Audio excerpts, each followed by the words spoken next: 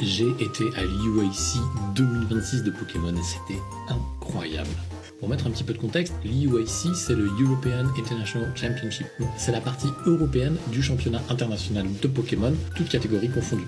Les catégories qui sont Pokémon le jeu vidéo, Pokémon Go, Pokémon le jeu de cartes et Pokémon Unite. C'est une compétition où n'importe qui peut s'inscrire, il n'y a pas de nécessité d'être un bon joueur ou pas. Le principal c'est d'arriver à choper ta place quand elles sont en vente et à partir de là, c'est bon.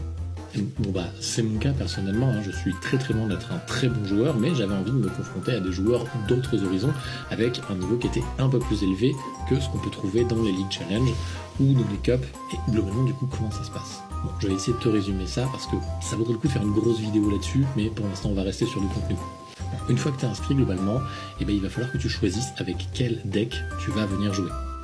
Bien sûr, tu as le temps, tu as jusqu'au matin de la compétition à 6h pour soumettre ta decklist. Personnellement, j'ai joué avec l'Angoliath Ex de Marnie, avec 3 Stalgamins et 3 Momartiques, de manière à être sûr de pouvoir spread un max de dommages et avoir potentiellement une petite chance de m'en sortir.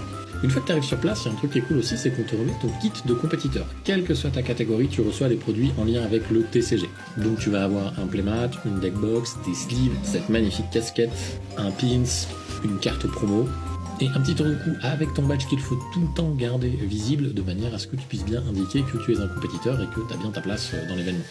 Et ensuite l'événement se déroule sur 3 jours. Il y a donc une première journée où il y a un minimum de victoires à avoir de manière à pouvoir passer au jour 2.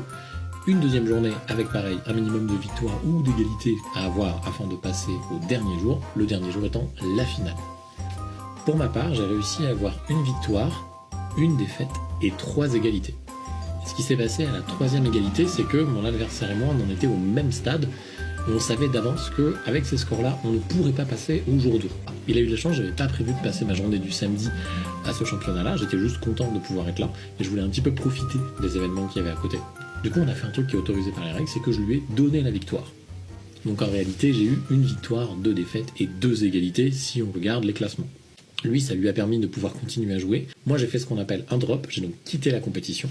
J'avais un accès au Pokémon Center, mais il était en plein milieu des moments de compétition, donc j'ai pas pu faire la queue pour tenter d'aller acheter des produits, et en même temps, c'est tant mieux, parce que vu l'état de mon compte en banque aujourd'hui, je pense que là, je serai là. C'est un truc que moi, j'ai kiffé faire, j'espère vraiment pouvoir y aller l'année prochaine, et pouvoir faire les régionaux de Lille. En attendant, bonne journée à toi, et puis, salut